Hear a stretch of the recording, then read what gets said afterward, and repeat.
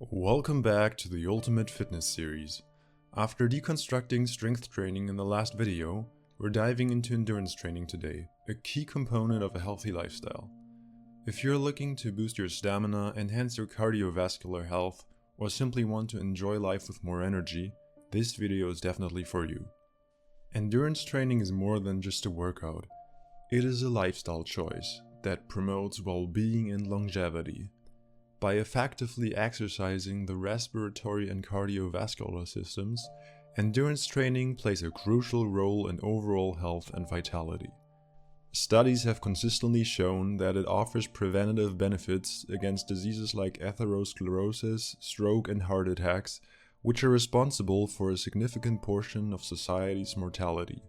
Let's explore what endurance training really means and how you can incorporate it into your fitness routine.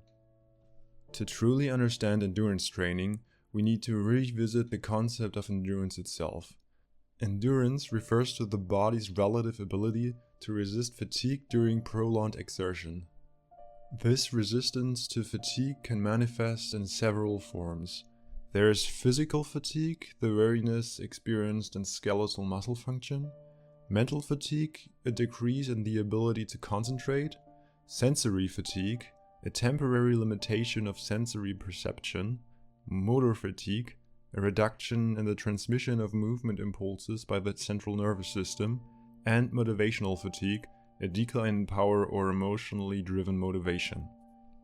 Endurance can also be broken down into peripheral and central fatigue. Peripheral fatigue involves the muscle's inability to sustain performance, often due to the buildup of metabolic byproducts or depletion of energy-providing processes. Central fatigue occurs when the blood glucose level drops to a critical level, triggering the body's protective mechanisms against performance declines. Fatigue can be objectively measured by decreasing sports performance or muscle strength, while subjectively it may present as exhaustion, eye flickering, shortness of breath, muscle pain, and even nausea. Moreover, endurance can be categorized in several ways based on muscle engagement, energy supply, and muscle operation. This leads to distinctions such as local versus general endurance, where local endurance targets specific muscle groups while general endurance involves the entire body; aerobic versus anaerobic endurance, where aerobic endurance uses oxygen for sustained activity while anaerobic endurance relies on short, intense bursts without oxygen; and dynamic versus static endurance, where dynamic endurance involves continuous movement, whereas static endurance focuses on maintaining a position over time. Now let's delve into the biological basis of energy provision and how our bodies adapt to endurance training. Energy provision in the body involves 4 distinct processes for ATP synthesis. First, there is the anaerobic lactatic process. Here, creatine phosphate and adenosine diphosphate are transformed into creatine and adenosine triphosphate or ATP without lactate production. This process supports short bursts of high-intensity activity. Second, there is the anaerobic lactatic process. In this phase, glucose is converted into lactate and ATP, useful for activities that require quick, intense energy outputs. Third, there's the aerobic glycolysis. Known as the aerobic process, this method converts glucose and oxygen into carbon dioxide, water, and ATP, allowing sustained energy release for exerted periods. Lastly, there's the lipolysis.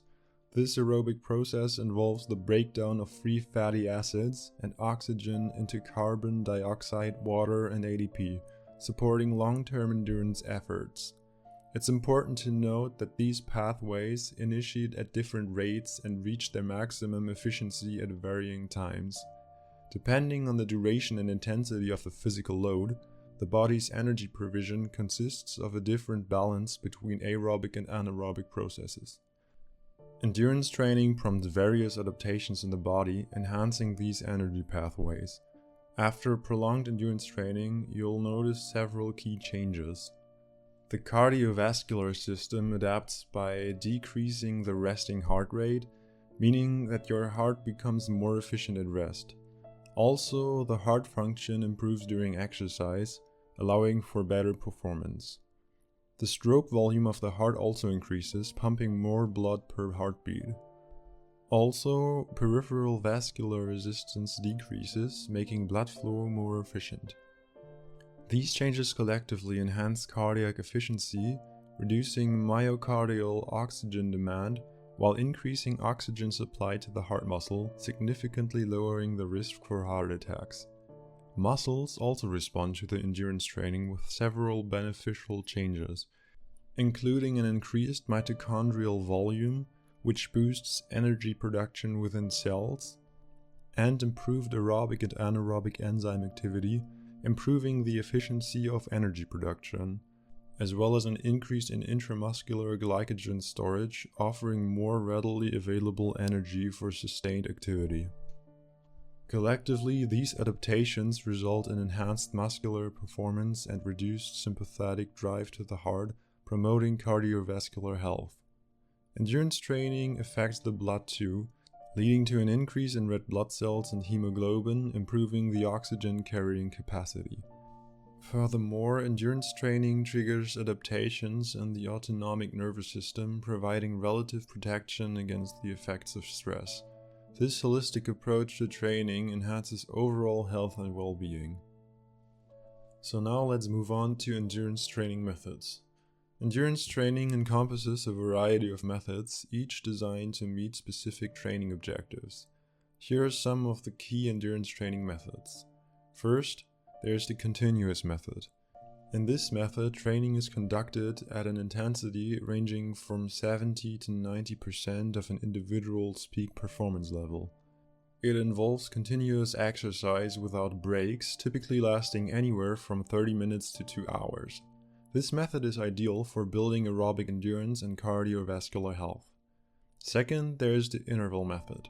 Interval training involves working at 60 to 80% of peak performance, characterized by alternating periods of exertion and rest. The duration and intensity of intervals can vary, lasting from 15 seconds to 15 minutes depending on the training's focus, be it short, medium, or long distance.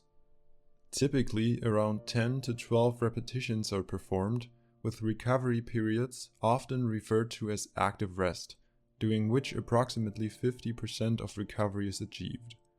Also, there's the series principle.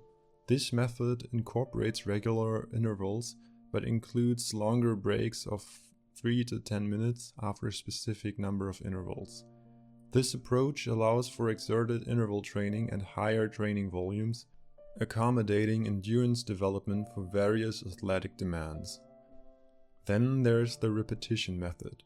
In the repetition method, individuals train at an intensity of 90% to 100% of their peak performance level. It involves complete breaks lasting for 4 to 30 minutes between repetitions. The training volume is low and the duration varies depending on the distance being trained. This method targets peak performance and anaerobic capacity. Lastly, there's the competition and control method.